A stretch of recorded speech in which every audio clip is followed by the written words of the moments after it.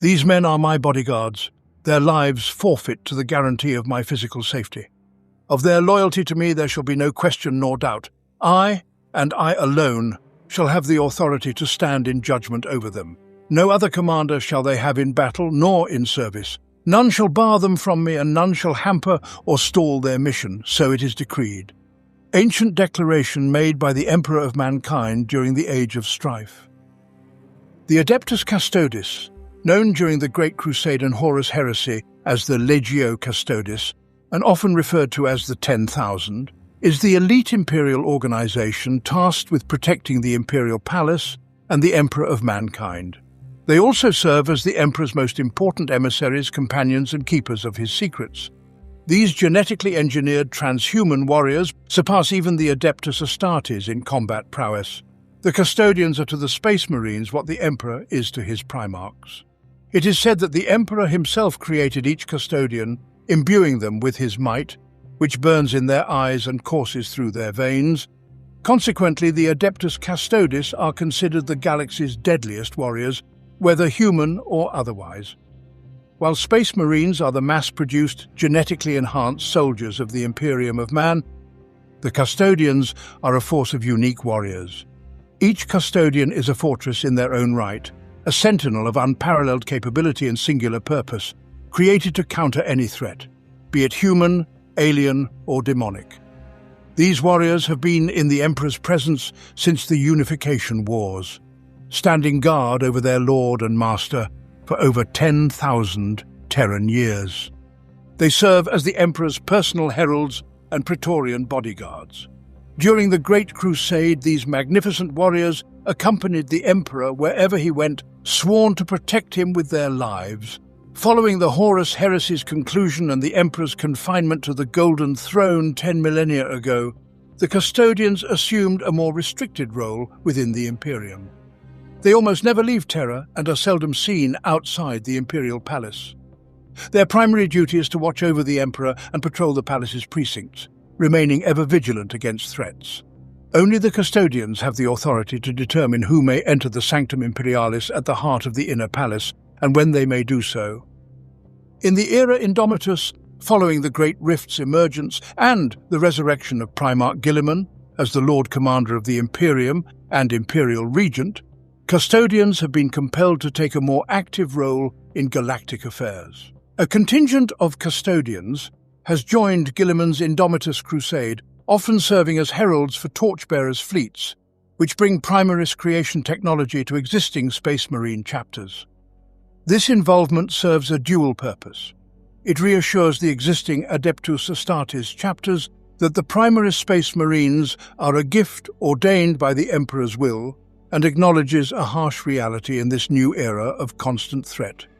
Custodians have realized that sometimes the best defense is a strong offense. Give thanks to those most courageous and loyal of Guardians, Custodians, who stand in constant vigil over the Emperor's palace. A veritable legion of warriors ready to lay down their lives without doubt for the beloved ward of mankind. None pass through the Imperial Palace without their knowledge. Steeped are they in the arcane secrets of that labyrinthine edifice. 10,000 blades await the call to arms to defend against any threat from without or within. The Adeptus Custodes.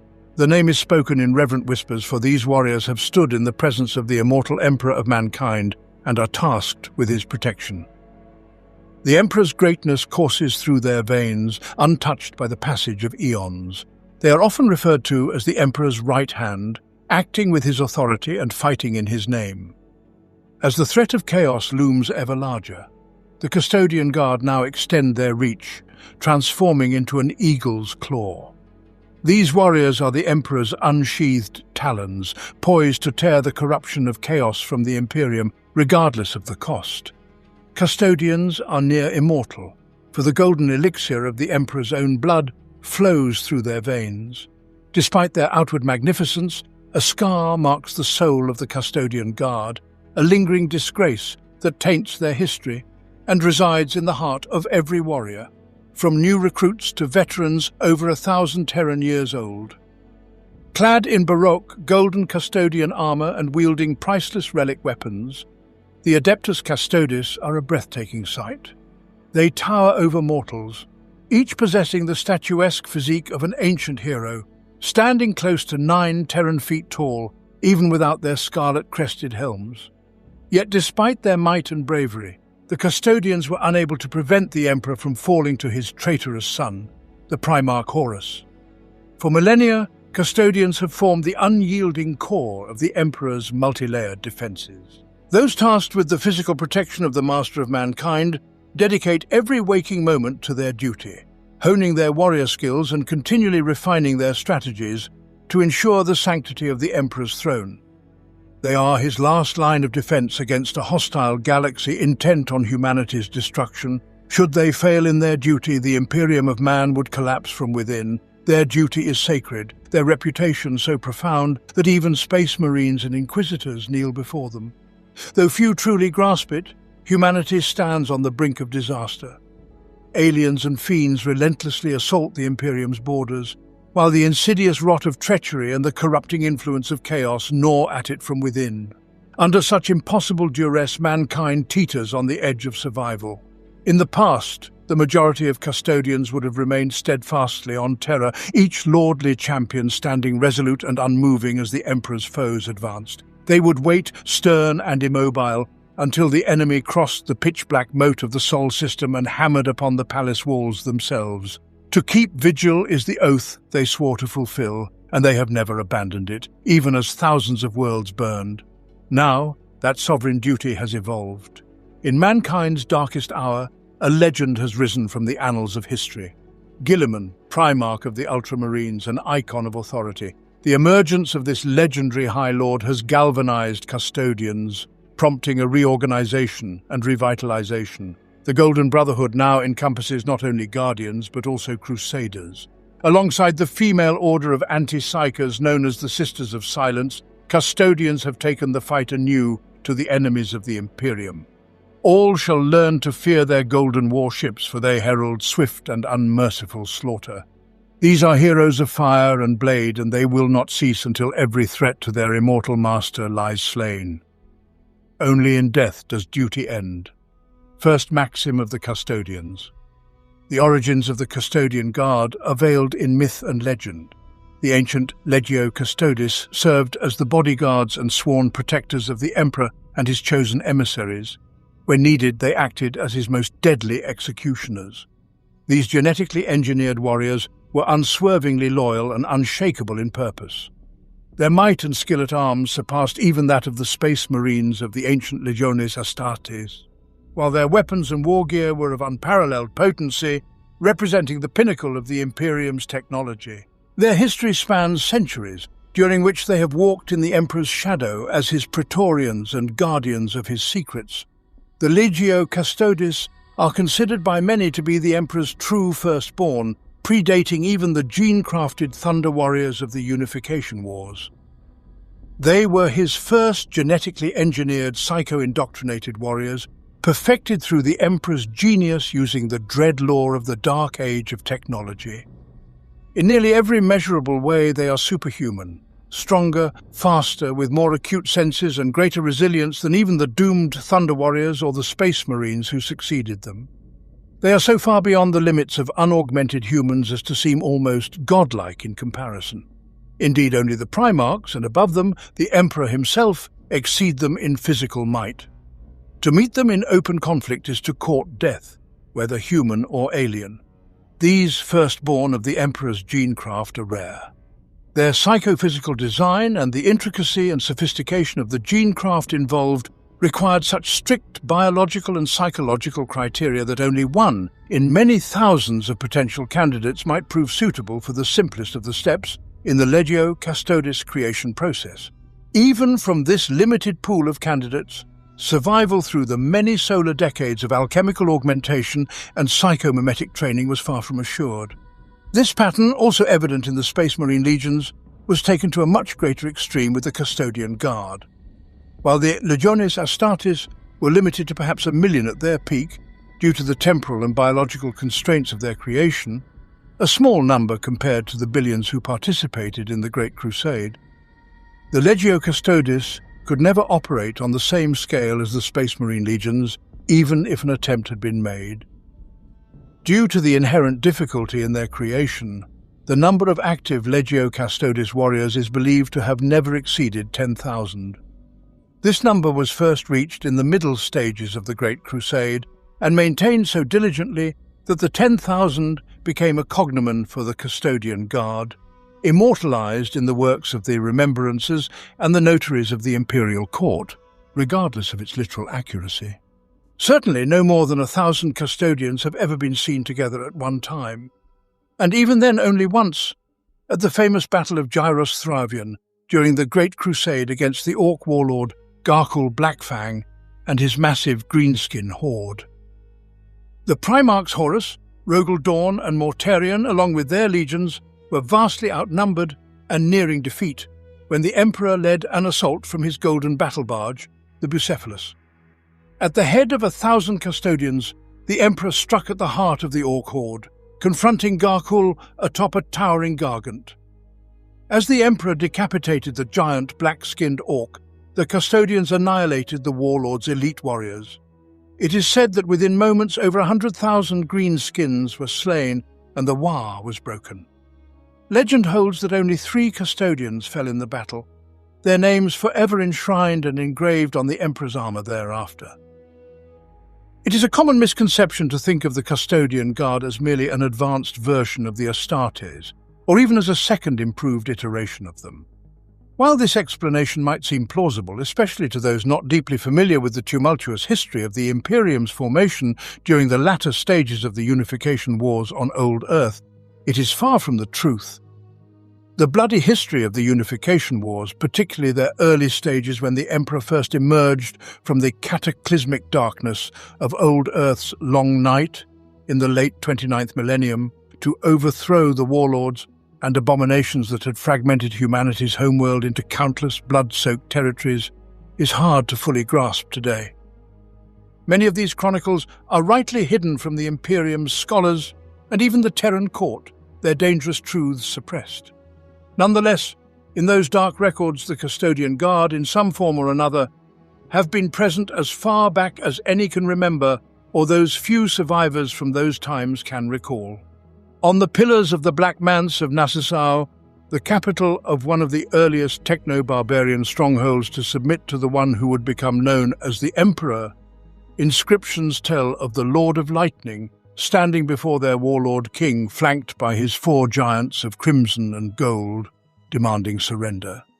Decades later, according to detailed records preserved in the Trans-Nordic Akashic archives, a companion guard of 30 custodians, wielding guardian spears and clad in augment armor, personally commanded by the Emperor, led the newborn Thunder Legion in the assault against the formidable Moreland Sen Confederacy.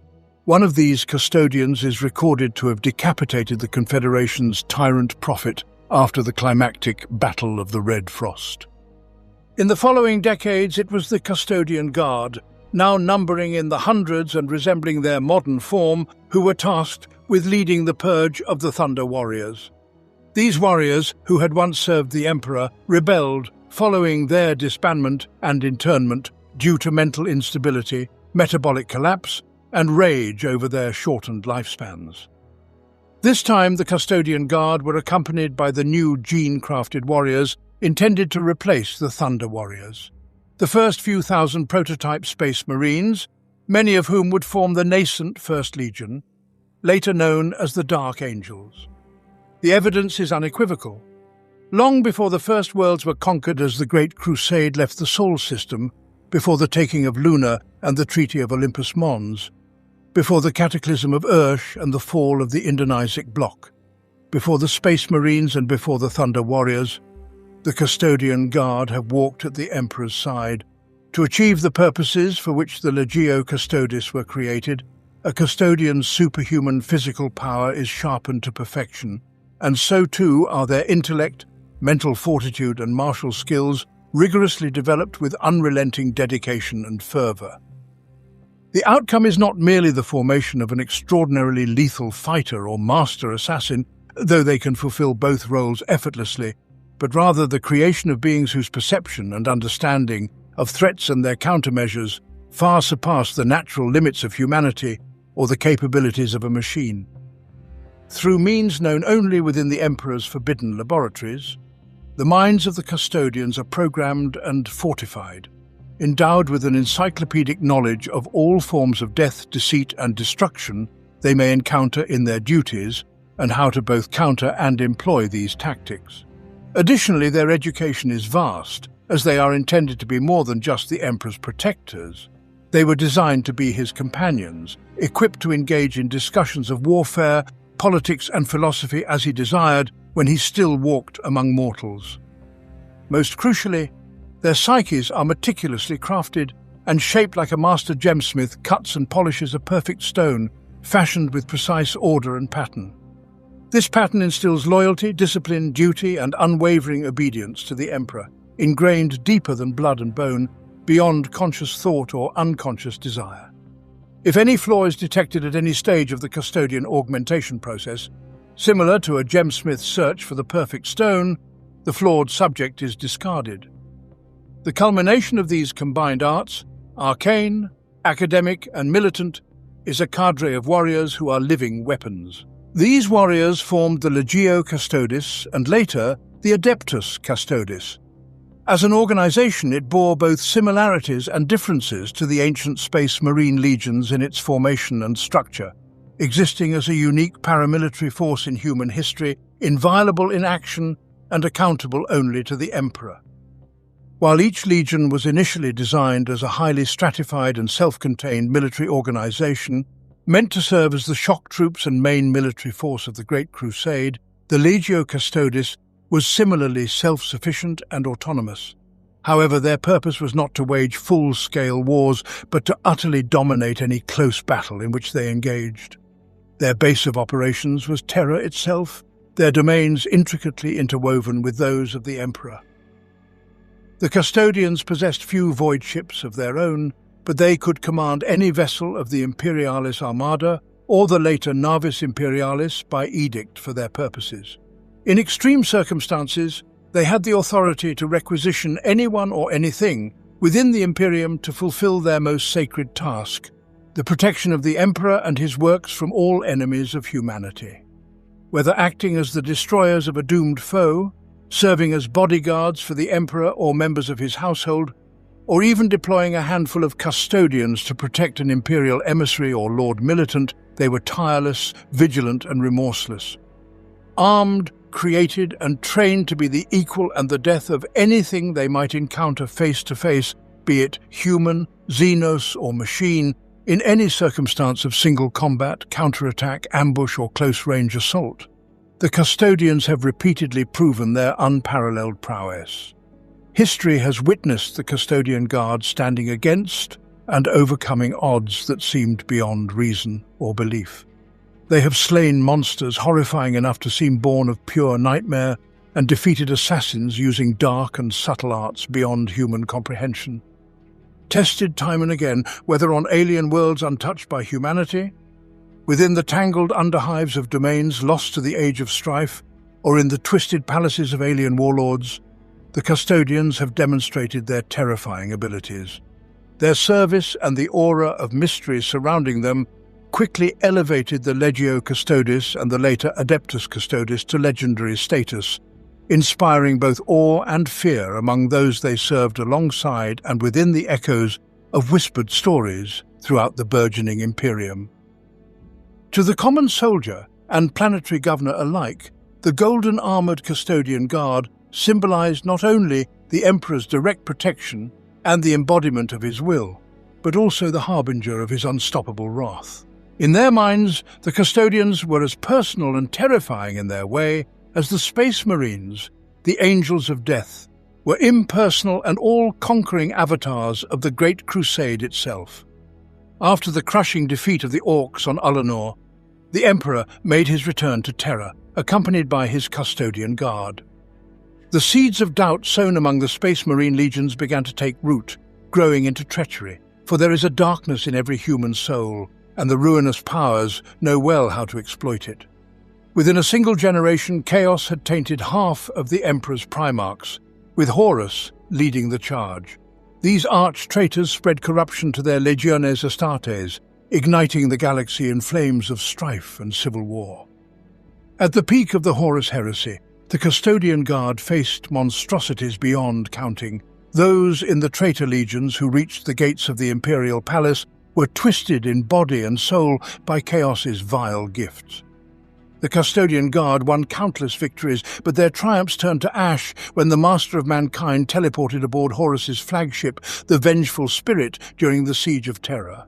There, a strike force of Legio Custodes fought fiercely to protect their master, but were ultimately found wanting. Although Horus was defeated by the Emperor in a final desperate duel, the cost was unimaginable. The War Master had slain the angelic Primarch Sanguinius and dealt the Emperor a mortal wound before being killed. Though the Emperor's mind remained active within his shattered body, the Custodian Guard have since stood vigil over what is little more than a broken corpse, sustained by a failing life support system. From that fateful day, the Custodians have worn a mantle of shame. In solemn ceremony, they donned black cloaks to symbolize the darkness that had engulfed their order. The Emperor's realm, devastated by heresy, was reforged by the surviving Primarchs. Through the efforts of Guilliman, Primarch of the Ultramarines, and the first Lord Commander of the Imperium's complex organizations were restructured during the period known as the Time of Rebirth. This reorganization ensured that no single faction or power could again threaten Terra or the Emperor's rule. This restructuring required the relinquishing of some military strength. The Legiones Astartes were divided into smaller chapters of 1,000 Space Marines each during the Second Founding. They became the Castellans of the Imperial Palace, with the sole, solemn duty of protecting the Emperor from final death. Ours is the duty absolute. Ours is the vigil that must never end. Ours is the timeless honor, the willing sacrifice, the penitence enduring.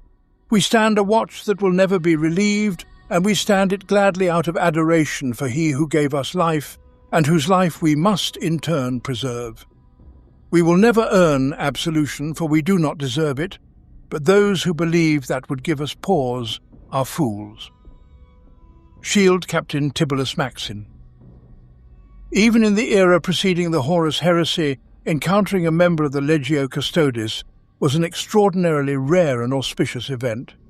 Since the Emperor's confinement to the Golden Throne, the presence of a custodian has become almost unimaginable for a contemporary citizen of the Imperium. During the Siege of Terra, only a select few custodians accompanied the Emperor when he launched his assault on Horus's flagship, the Vengeful Spirit. Following Horus's death and the Emperor's grievous injuries, the Legio Custodes were renamed the Adeptus Custodes. Since then, their role has been more circumscribed, focusing solely on protecting the Emperor's physical form on Terra and providing primary security for the Imperial Palace. The Adeptus Custodes, known as the Auric Mortalis, the Golden Death, are the formidable guardians and the only living beings permitted to be in the Emperor's presence unencumbered. Now stationed deep within the Sanctum Imperialis of the Inner Palace on Terra, they maintain their eternal vigil over the Emperor on the Golden Throne. Despite their long watch, the Adeptus Custodes have played pivotal roles during some of the most tumultuous periods in Imperial history. They were instrumental in ending the reign of the High Lord Gog Vandaya during the Age of Apostasy in the 36th millennium. Through their knowledge of secret passages within the Imperial Palace, the Custodians exposed Vandaya's treachery to the Sisters of Battle, then known as the Brides of the Emperor. They brought Alicia Dominica, the leader of the Sisters, before the Emperor himself. She returned with newfound resolve and executed Vandia for his heresy and betrayal. The exact number of hidden coups, secret rebellions, and assassination attempts thwarted by the Adeptus Custodes remains unknown. However, their continued martial prowess after 10,000 standard years attests to their active vigilance. Known as the Emperor's right hand, they act with his authority and fight in his name. As the threat of chaos grows ever greater, that gilded hand has now become an eagle's claw.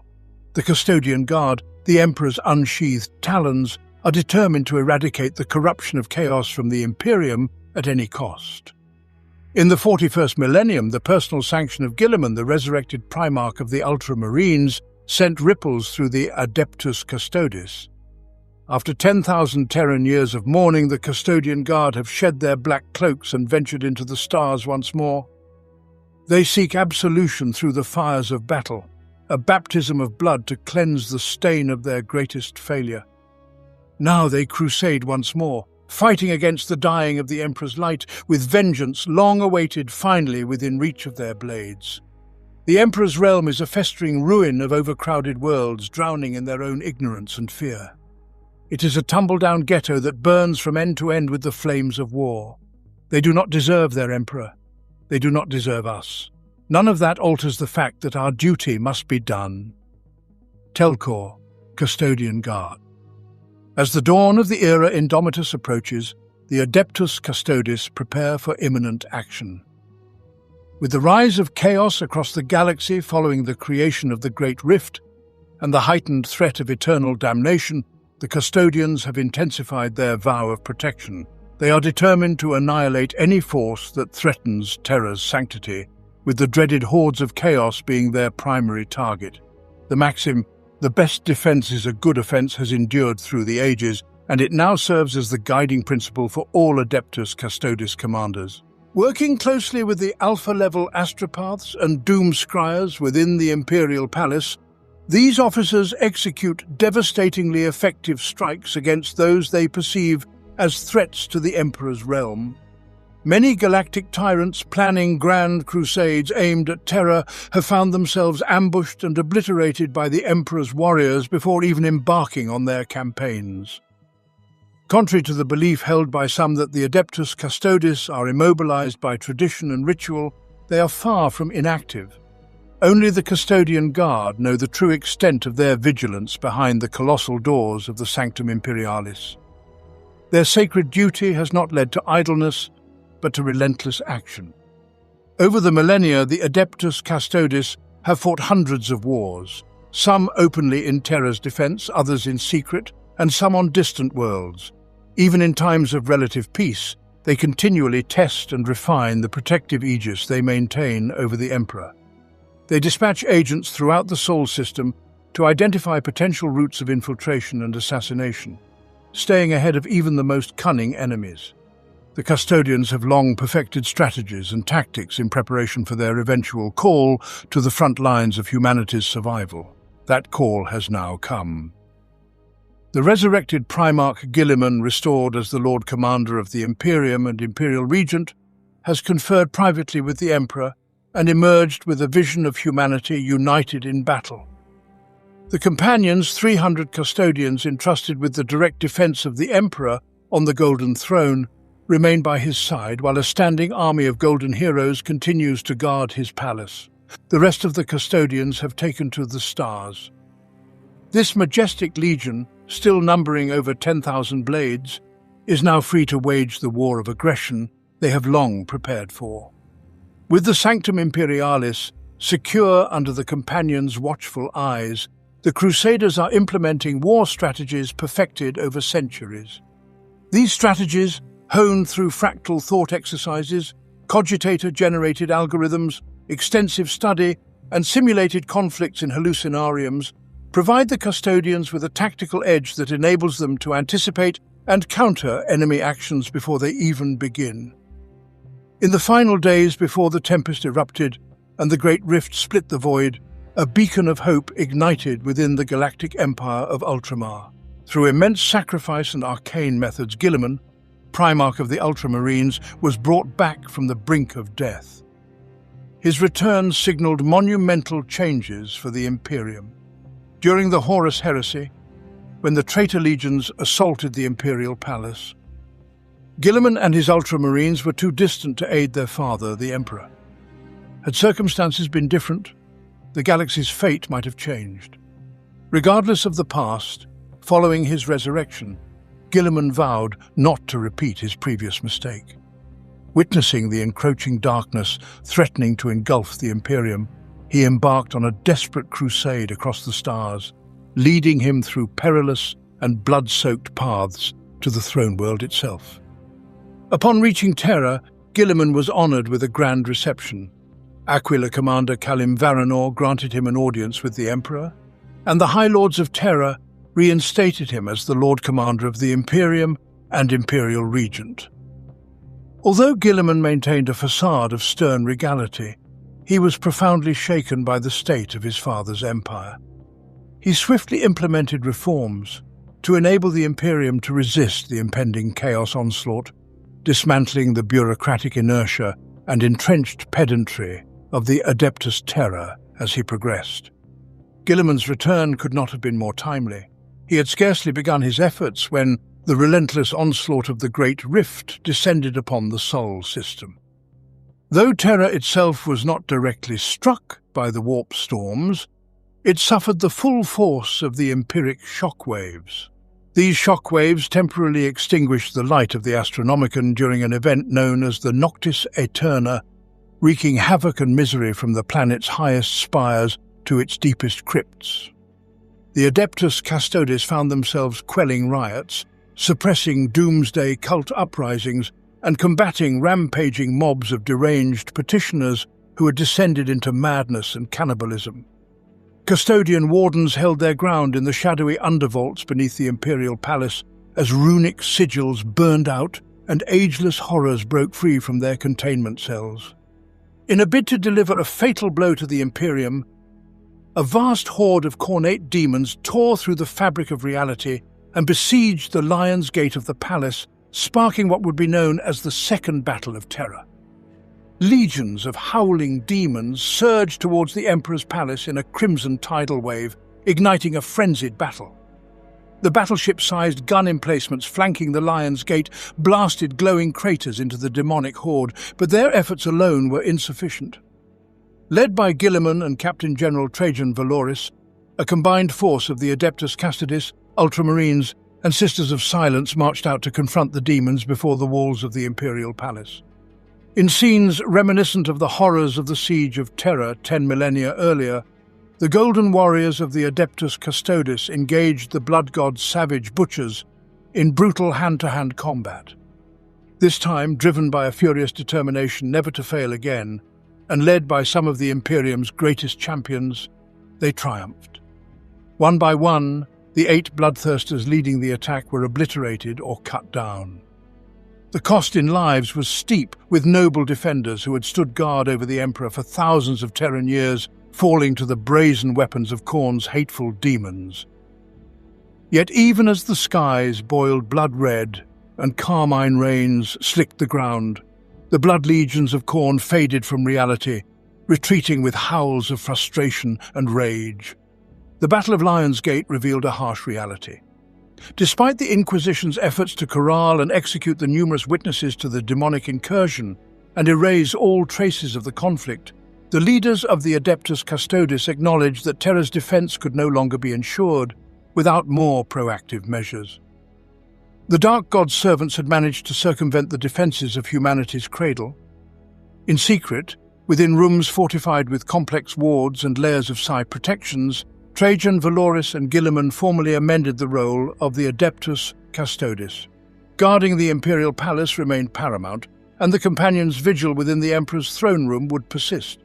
However, as an extension of their sworn duties, the Adeptus Custodes committed to significantly expanding their activities beyond Terra. Assisted by oracular doomscryers, alpha-level astropathic intercepts, and guided in part by the eyes of the Emperor, more Custodes shield hosts than ever before were dispatched from Terra, their mission to exterminate the most dire threats to the Emperor. These missions could take them across the galaxy, even into the shadows of the Imperium Nihilus beyond the Great Rift to the galactic north, but their focus would always be the sanctity of Terra. In this capacity, several shield companies joined Guilliman's Indomitus crusade, acting as the Emperor's emissaries to deliver Primaris Space Marine reinforcements and the Primaris creation technology to beleaguered Space Marine chapters. Their presence ensured that these chapters understood this gift came directly from the Master of Mankind and was neither to be squandered nor refused. Some shield companies were assigned to permanently garrison the outer defenses of the Sol system, while others ventured further afield to oversee the primary warp routes that remained stable paths to the throne world. Others adopted even more specialized roles, becoming hunters of arch-heretics, seekers of artifacts crucial to the Imperium's survival, or intensifying their campaigns against humanity's hidden enemies. Not since the Great Crusade had so many custodians roamed the stars. The hotter the forge, the finer the blade, or so they say. The forge of war in which we now find ourselves blazes hotter than anything the Imperium has seen in 10 millennia. We of the Adeptus Custodes were built to endure these fires. They will not be our end. Instead, we will be honed to the finest cutting edge, that we may be the bane of even the foulest heretics. Captain General Trajan Valoris. For long millennia, the Adeptus Custodes served as the Emperor's bodyguard, but in the era Indomitus, they were given an unimaginable charge, to leave his side and strike against those who sought the master of mankind's demise. Like a tightly wound spring uncoiling with tremendous force, the Adeptus Custodes have taken the fight to the Imperium's enemies with unmatched alacrity and vigour. Traditionally, when one of their number falls, Terra mourns, and the giant bell of lost souls rings in their honour. In this new era of warfare, that mournful toll has become more frequent. However, custodians do not fall easily. They wield the finest weaponry, and the museum arsenals of the Imperial Palace are at their disposal. They do not rely on post-Horus Heresy variations of tanks, aircraft, or weapons systems, making them perhaps stronger for it. Every weapon in their arsenal has earned its place many times over. Their armoured support elements, perfected in the early days of the Imperium, remain just as potent, with machine spirits more bellicose and powerful than any modern equivalent. The Adeptus Custodes employ squadrons of gold-hulled gunships, some of which are the very same craft used during the Horus Heresy, meticulously maintained and daily blessed with sacred oils and unguents. When a direct invasion vector is needed, they utilize God-strike pattern teleportarium arrays, appearing in the midst of battle in storms of golden light. Their starships are equipped with ancient translocation bays where blessed incense drifts in the chill air. These stations are permanently attended by high-ranking tech priests, and are so blessed that even Contemptor dreadnoughts can be teleported directly into the fray. The warriors inside, their armor proof against the wrenching forces of this arcane technology, shake off any disorientation in a heartbeat before launching thunderous assaults that catch their foes completely off guard. The willpower and fortitude of the Adeptus Custodes are such that even the most fiendish sorcerers find their mental assaults rebounding from a wall of sheer conviction. Sharing the blood and genetics of the Emperor, their loyalty to their primogenitor is unshakable. If the Adeptus Custodes have a weakness, it lies in their tendency to fight as individuals rather than as cohesive squads, like proud lions rather than cunning wolves. Each custodian wears armor tailored to their specific physique, fights in the style they find most effective, and has the freedom to attack or defend as they see fit. This makes them terrifyingly effective combatants. A single custodian can break a charging horde by themselves, though they may take a few good hits in the process. To outsiders, their supreme self-confidence may seem like arrogance. They pay little heed to mortal men, and even the Adeptus Astartes are kept at a distance, as each custodian blames them for their past transgressions against the Emperor, yet their reason is noble. Every act, thought, and deed of a custodian furthers the Emperor's cause and ensures the survival of the human species. Those who stand in the way of such paragons of certainty do not last long. From out of the mists of time stride the Adeptus Custodes. Their long path leads from the darkness of old night, through the fires of the Horus Heresy, and out of the shadows of 10,000 Terran years of ignorant obfuscation into the cold light of the present. In all of those hundreds of centuries, the custodians have never faltered, and they never shall. To outsiders, the structure of the 10,000 appears labyrinthine and complex. When the Adeptus Custodes choose to present themselves to other imperial bodies, their ranks seem intricate and highly stratified. However, much of this is steeped in tradition or deliberate obfuscation. In reality, the Adeptus Custodes utilize a robust and flexible system to organize their forces.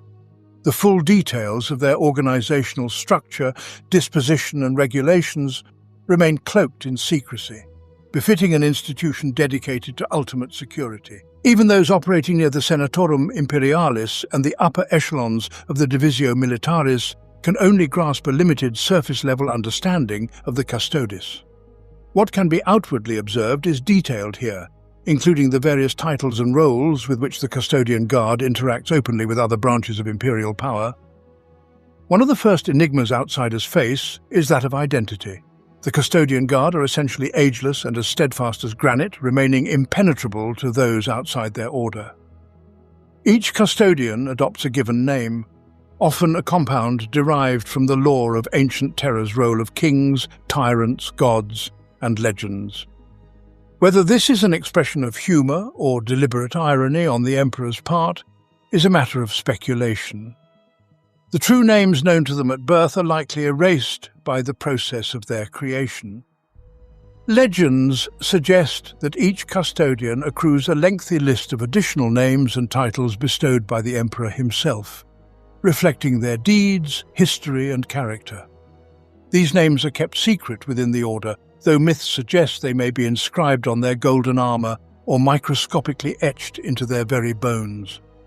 Captain General Constantine Valdor, for instance, was said to have acquired 932 names before the assault of Horus upon Terra. In terms of structural organization, the Adeptus Custodes stand unique, offering little resemblance to other imperial war agencies such as the Astra Militarum or the Adeptus Astartes. This uniqueness is fitting, as the Adeptus Custodes, like other elements of the so-called Talons of the Emperor, function more accurately as a paramilitary force rather than a strategic one. They are not designed to fight or win wars, but to execute their duties of protection and enforcement. The Adeptus Custodes operate as a collective of champions, each wielding unassailable authority over nearly any other imperial organization. Conversely, no imperial agent can command a custodian. Even the High Lords of Terra and Lord Commander Guilliman can only request, not demand, their assistance. Have patience, though. Next time we will talk about the structure and the tactics of the infallible 10,000.